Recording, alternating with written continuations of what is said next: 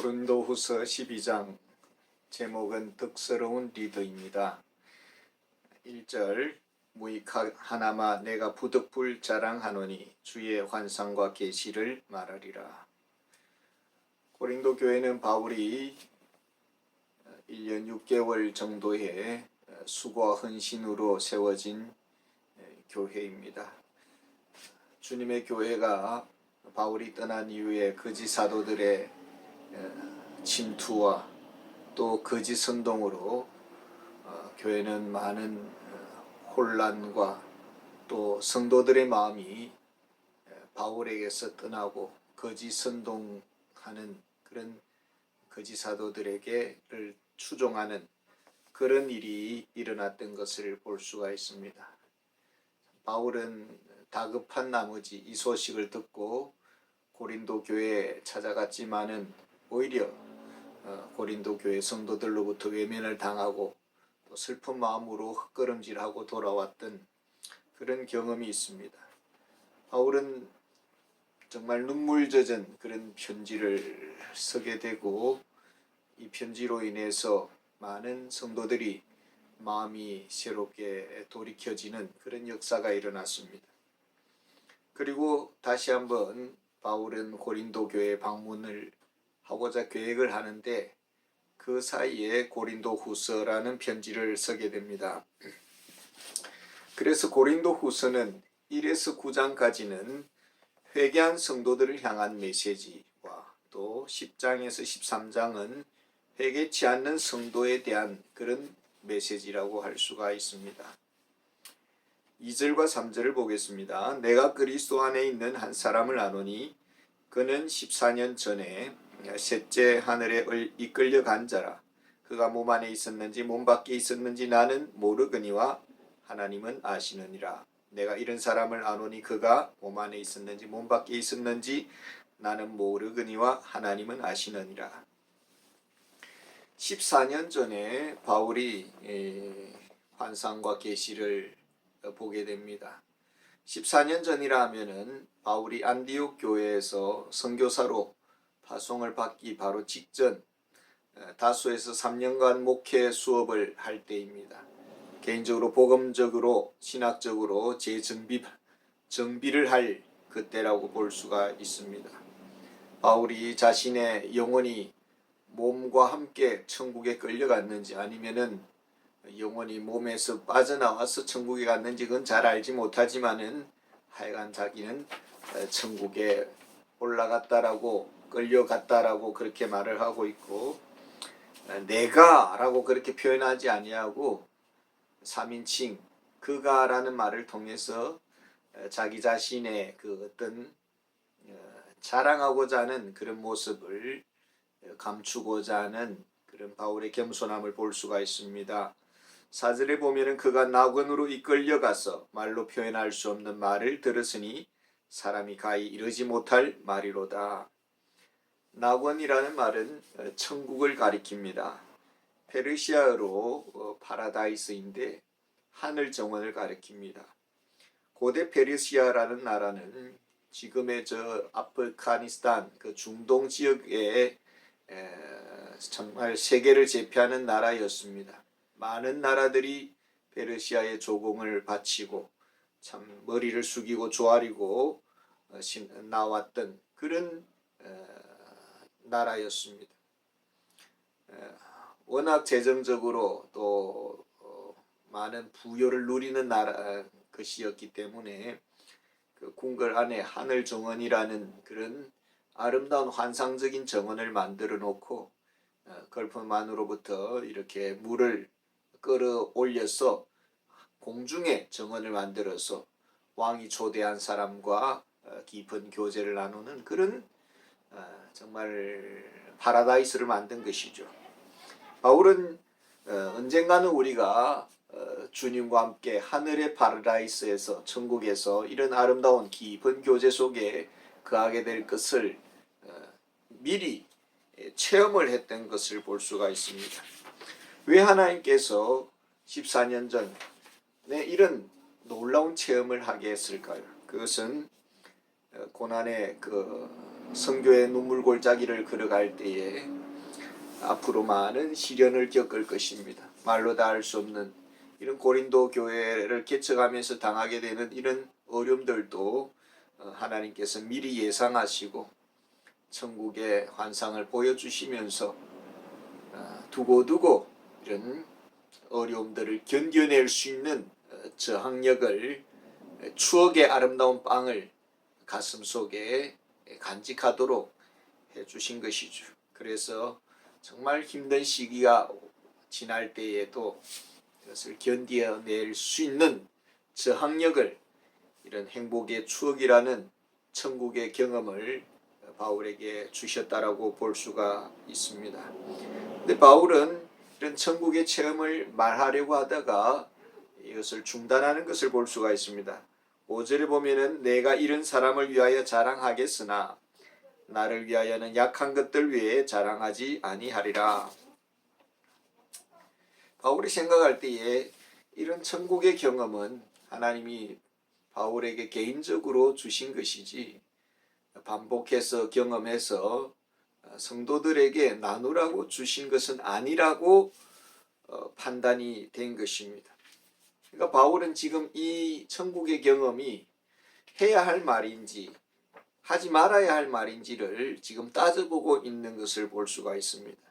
그러면서 고린도 교회는 6절의 말씀처럼 성도들이 바울의 그 천국 경험을 소화해낼 수 있는 그런 지금 분위기, 토양이 아니다라는 것을 느끼게 되고 자신의 말을, 천국 경험을 자랑하지 않는 것을 선택하는 것을 볼 수가 있습니다. 그러니까 말에 있어서 얼마나 지금 할 말인지 하지 말아야 될 말인지를 순간순간 고민하는 그런 바울의 진중한 삶의 태도를 느낄 수가 있는 것입니다. 7절에 보면은 여러 계시를 받은 것이 지극히 크므로 너무 자만하지 않게 하시려고 내 육체에 가시고 사단의 사자를 주셨으니 이는 나를 쳐서 너무 자만하지 않게 하려 하심이라. 정말 바울은 세상적으로나 또 영적으로나 최고의 경지를 경험한 그런 사람입니다.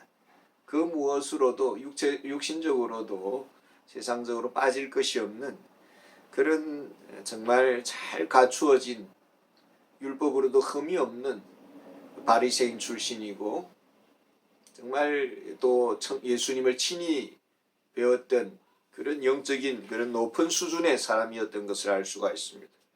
그런 사람에게 왜 하나님께서 육체의 가시를 주셨을까요? 육체의 가시라는 것은 바울이 그렇게 해석을 합니다. 사탄의 사자라고. 한번 이 육신에 우리가 가시에 박히면은 치명적으로 아픔과 고통을 겪게 되는 것이죠. 왜 하나님은 이런 사탄의 사자, 다른 말로 하면은 거짓 사도를 가리키는 것이죠. 거짓 사도를 보내서 바울의 가슴에 그야말로 가시돋친 말을 하고 비방과 온갖 거짓말로 바울을 참 얼굴을 먹칠하는 바울의 그 가슴의 그 자부심, 자존심을 산산이 깨부수는 그런 처지 코너에 몰아갔던 것을 볼 수가 있습니다. 왜 이런 일이 벌어졌을까요? 하나님께서 왜 이런 고통을 주셨을까요? 바울은 이 일로 인해서 8절 9절에 보면은 3번 주께 간절히 간구했고 하나님은 그 간구를 응답을 긍정적으로 받아주지 않았습니다. 그냥 내 은혜가 네게 족하다, 내 능력이 약한 데서 온전하여지기 때문에 그냥 사탄의 사자를 허용한다라는 그런 메시지를 주신 것입니다. 하나님의 뜻이 무엇일까요? 하나님은 사탄의 사자를 보내서라도, 한마디로 사탄을 보내서라도 우리를 겸손하게 해서 끝까지 하나님 앞에 쓰임받는 그런 종이 되기를 원했다라는 것입니다. 너무 자존심이 강해서 조그만한 그런 자존심을 건드릴 말에 견딜 수 없어 하고, 교회가 어떻게 됐든 내 자존심 무너지는 것을 감당하지 못해서 다투고 싸운다면은 주의 일을 끝까지 감당할 수가 없을 것입니다. 그렇기 때문에 하나님께서 육체의 가시를 주셨다라고 말을 하고 있습니다. 궁극적으로 교회의 지도자, 리더는 겸손이 가장 기본이어야 된다라는 것을 말해주는 것이죠. 11절과 12절을 보겠습니다. 내가 어리석은 자가 되었으나 너희가 억지로 시킨 것이니 나는 너희에게 칭찬을 받아야 마땅하도다. 내가 아무것도 아니나 지극히 크다는 사도들보다 조금도 부족하지 아니하리라. 사도의 표가 된 것은 내가 너희 가운데에 모든 참음과 표적과 기사와 능력을 행한 것이라. 거짓 사도들이 자신들이 거짓되면서도 불구하고 참된 사도인 바울을 향해서 거짓 사도라고 그렇게 비방을 했다라는 것입니다. 여기에 대해서 바울은 자기를 변호할 수밖에 없는, 자기를 변호해야만 자신이 전하는 복음이 온전히 전달될 수 있기 때문에 자기를 변호할 수밖에 없었고, 참된 사도의 정표가 무엇인지를 지금 나열하고 있는데, 첫 번째로가 모든 참음이라고 말을 하고 있습니다. 사랑은 오래 참고라고 했습니다. 수많은 무례함, 또 배신, 상처, 인간의 으로부터 오는 모든 모멸감들을 잘 견디면서, 그럼에도 불구하고 하나님의 자녀들이 회개하고 다시 제자리로 돌아오기를 기다리는 그런 인내하는 그런 마음, 악을 악으로 맞대응하지 않는 그런 사도가 참 사도다라고 그렇게 말을 하고 있습니다. 두 번째로는 표적과 기사, 능력입니다. 바울 사도는 고린도 교회를 목회하면서 표적과 기사가 나타났다라는 것입니다. 사실 바울이 사역을 할 때에 병든 자도 치유하고, 그리고 죽은 유두고라는 사람도 말씀을 듣다가 졸다가 위층에서 떨어졌는데 죽었습니다. 바울이 고치고 또 일어나는 그런 일들이 일어나는 것이죠. 이것들은 무엇을 말을 하느냐 하면은, 바울은 참된 하나님이 보낸 사도라는 것을 증거하는 정표들이었습니다. 그렇다면 오늘날 우리 하나님의 종들은, 참된 주의 종은 무엇으로 구분할 수 있을까요? 사도들이 우리에게 실제적으로 남긴 것은, 표적과 기사는 우리가 볼 수가 없지만은 하나님의 말씀 성경을 우리에게 남겼습니다. 그렇다면 오늘날 하나님의 종들은 사도들이 남긴 이 성경을 복음적으로 잘 해석하고 잘 증거하는 것, 이것이 참된 주의 종들의 사명이라고 볼 수가 있는 것입니다. 다음 13절을 보겠습니다. 내 자신 너희에게 폐를 끼치지 아니한 일 밖에 다른 교회보다 부족하게 한 것이 무엇이 있느냐? 너희는 나의 이 공평하지 못한 것을 용서하라. 고린도 교회를 개척하면서 손수 낮에는 천막 장사하면서 사업을 하면서 일을 하고, 그래서 생계비를 스스로 벌면서 이렇게 목회를 했습니다. 고린도 교회 어려운 개척 교회에 가급적이면은 물질적으로 부담을 주지 아니하고, 또 물질로 인해서 불필요한 오해를 쌓아서 복음이 전거되는데 방해가 되는 일이 없도록 하기 위해서 바울은 극히 조심스러운 마음으로 이렇게 물질 생활을 절제하면서 살았던 것을 볼 수가 있습니다. 바울의 그 마음속에는 무엇이 있습니까? 14절에 보면은 내가 구하는 것은 너희의 재물이 아니요 오직 너희니라, 그렇게 말을 하고 있습니다. 심지어 15절에는 내가 너희 영혼을 위해 큰 기쁨으로 재물을 사용하고 또 내 자신까지 내어주리니, 이렇게 말을 합니다. 바울은 고린도 교회를 향한 그 심정이 목숨까지 내어주겠다, 하물며 물질 정도야 얼마든지 헌신할 수 있다라는 그 아비의 마음, 어미의 심정, 그런 마음이 바울에게는 있었던 것을 볼 수가 있습니다. 바울은 성도들이 그저 정말 그렇게 헌신하는 그 바울에 대해서 감사하는 마음을 가지기를 원했고요. 그렇지만은 돌아오는 것은 오히려 오해와 불신이 더 많았다라는 것을 볼 수가 있습니다. 참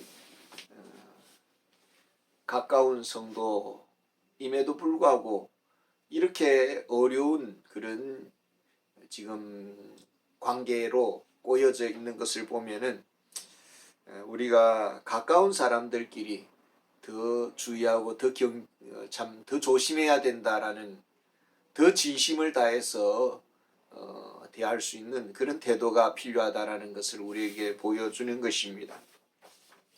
다음 19절부터 21절까지 한번 읽어보겠습니다. 너희는 이때까지 우리가 자기 변명을 하는 줄로 생각하는구나. 우리는 그리스도 안에서 하나님 앞에 말하노라. 사랑하는 자들아, 이 모든 것은 너희의 덕을 세우기 위함이니라.